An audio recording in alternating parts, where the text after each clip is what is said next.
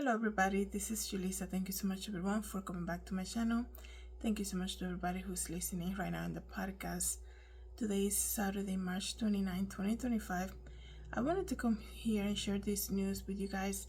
An incident that happened, a very tragic incident that happened in Las Vegas this week. But before I continue, I want to say thank you so much to everybody who's listening right now using Spotify. Thank you so much for following me on Spotify and listening to the podcast. And of course, thank you so much to everyone who's watching this video right here on YouTube. Thank you so much for subscribing. Before I continue, guys, I do apologize if you hear any noises. Also, I want to say a trigger warning because what I'm gonna share with you guys, this story is very sad, very tragic, and it can, it's a very sensitive subject. Okay, so I just want to give you that warning. Maybe this is not the episode for you to listen to or watch. So after saying that, I wanted to share this news with you guys. I always kind of tell you all the time in the videos that I make, you need to know if you care for a parent, right, or if you have children and you leave them with a babysitter or a daycare, make sure you check on them, right? I always say this many times because I told you guys that my mom went through like we will be taking care of my mom, and there was a moment where she was staying at a nursing home. So I always say check on the people that care for your parents, care for your kids. And you also have to separate, flattery is one thing. You need to understand that sometimes people want to tell you what you want to hear. And because we live these busy lives, right, where everybody's like, the people always say, I don't want to make a problem out of no problem, but sometimes people just tell you what you want to hear so that you don't doubt them, right? You don't think that nothing is wrong, right? Always check changing behavior of your loved one. Changing behavior, look at how they react to you. Even do they look at you in your face? Sometimes there's a lot of videos that are coming out specifically about daycares and things like that. Obviously, not every daycare is bad, not every nursing home is bad, but there's a lot of things that happen behind closed doors. That's why you have to be checking in, going in unannounced. Don't have a routine of the times that you go and visit or the times that you go pick up your child. Check in, show up unannounced. Sometimes we want to say, I'll be there at 3:30. Like sometimes, if you're getting up from work early and you have a routine to be there by 5, you get up at 3, show up at 3:30 or something. It's okay to, these are your family members. Like checking unannounced. You don't have to always announce yourself. And yes, like I said, there are really great caretakers out there. Yes, but we live in a crazy world where everybody's so busy. I said this many times. People are picking 1, 2, 3 jobs just to make ends meet. So not everybody's giving 100% to their job. And like I said, I always do this example. If you go to a restaurant and to get food to go, and they forget to put something on your food that you order, you move on with life. But when it comes to a loved one, that affects your loved one and affects you. So always do the extra, right? Check in, call, and check for changing behavior. And also try to separate the flattery from people. Like people will use flattery. They want you to trust them, right? And you need to know who you're leaving your loved one with. That's the whole point. You need to know who are these people that are, you say, okay, I'll leave my child with them. Okay, I'll have them take care of my elderly parent.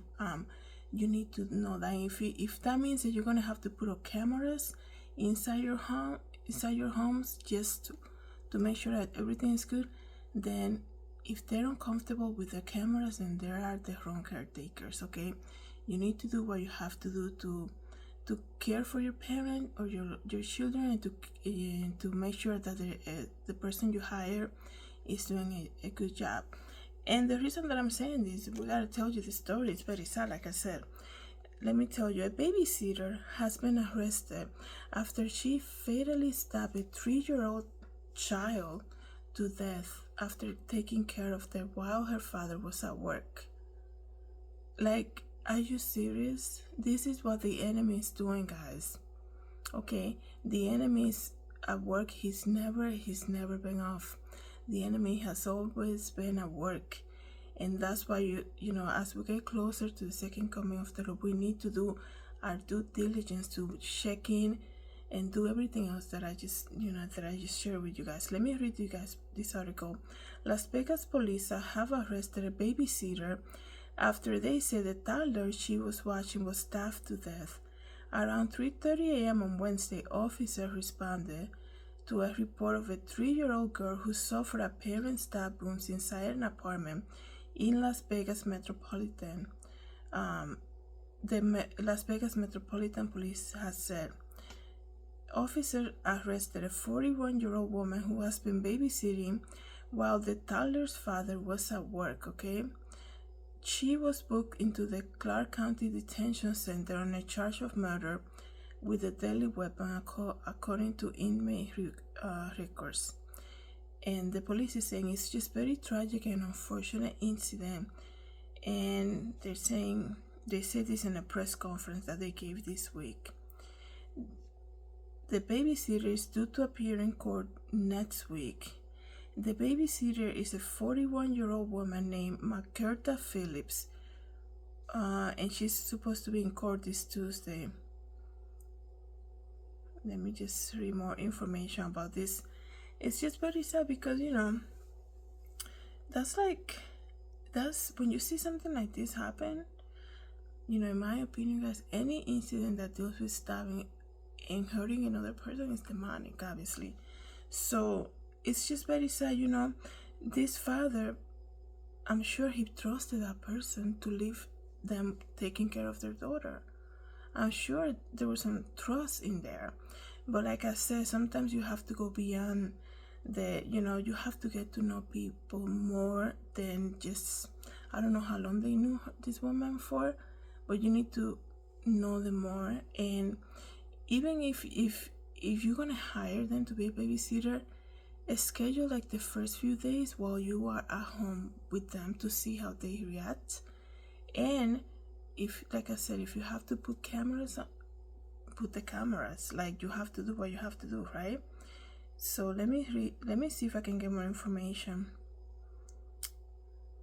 Arriving officers located a female juvenile suffering from apparent stab wounds inside of an apartment.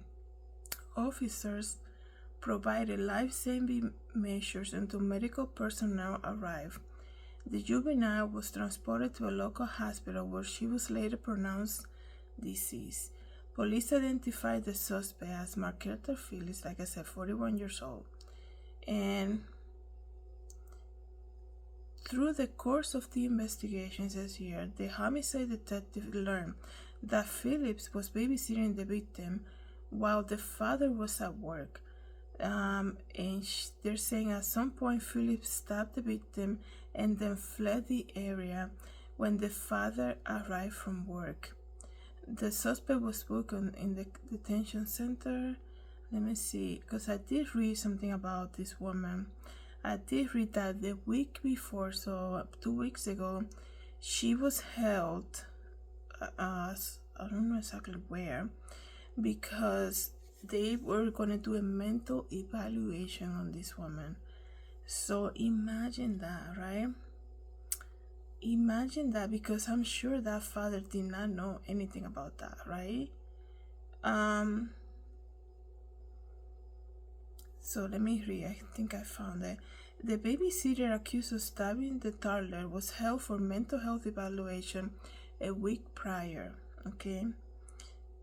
And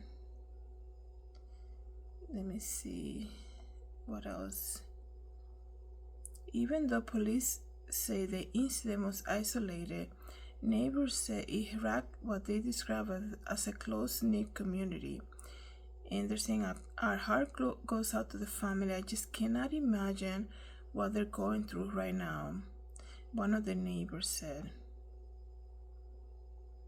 And police are saying, because, you know, also another article said that she wasn't just a babysitter. She was actually the father's girlfriend. But they're saying the police is not confirming that. They're saying they're still investigating that relationship. But they're saying also that a week prior, she was held for a mental health evaluation. That's another thing too that you have to remember, because people, excuse me, because people also, you know, you can never, like some people say mental health, let me just say this, mental health is huge, and some people say, I don't understand why they're holding you for mental health, you have nothing. And other people say, well, it's true because I talked to her, she sounded fine. Let that evaluation be done by professionals, because when it comes to, like, I'm not expert by any means, but when it comes to mental health, I think just like any disease, people they have good days and they have bad days. Some people will speak to you so normal, right? And then the next day you see them acting like differently, and that is why, like when I used to go to like hospitals and nursing homes, you will see people that you kind of question, like, how come they're here, right? When it comes to like mental health, and then another week you go by and then you see them and like, oh, I see it now, right? So you need to understand that sometimes you can never be like, oh, don't listen to them, they don't know what they're talking about. Like, leave that to a professional. They know why, they do all this evaluation and all these tests for a reason. So it's just very sad. I also read somewhere, I cannot find it right now, that this woman, obviously there's something going on with her, right? It's very clear. Not only did she did this to somebody she was supposed to be caring for a child, right? And it was just so gruesome, so traumatizing, right? And she also apparently left some type of message written on a wall using the blood of the child. So that's how deep that is. So it's just very shocking. We send our prayers to the mom. The mom obviously is devastated, right? The father as well, because I'm sure the father feels somewhat responsible, obviously, because he trusted this woman, right? And you need to get to know people more, right? You really don't know how somebody can react. Also, you need to know not everybody's I'm not blaming him or anything like that. I'm saying just as a general thing, people, not everybody has the patience to care for people who are sick or for a child, right? So you also need to look into that too. I know everybody's busy with work and everybody's like, it's like that daycare in New York that the man was like, it's just, it's like within my block, so convenient. And then they were using the daycare to sell drugs or something, and everything that came out of that, right? Sometimes, I know everybody's having a busy life, and we all do, right? But you have to do your due diligence, to do your research, to do everything else, I know it's a lot of work, but you have to do your due diligence. And like I said, we pray for this family, that they find the comfort that they need in Jesus Christ. And also I wanted to come here and tell you this story, everyone, because as you guys know, I do like GoFundMe. The family has created a GoFundMe for funerals and also to cover the income as they're losing work days, right, dealing with this tragedy. And I'm gonna leave the link here, so if you feel led to donate, please do so. Also, if you cannot donate monetarily, you can always pray for the family. Like I said, this is obviously very devastating, and also you can, just by simply sharing the link really helps them. Thank you so much, everyone, for coming back to my channel. Thank you so much to everybody who's listening to the podcast. Have a good day, everybody. God bless.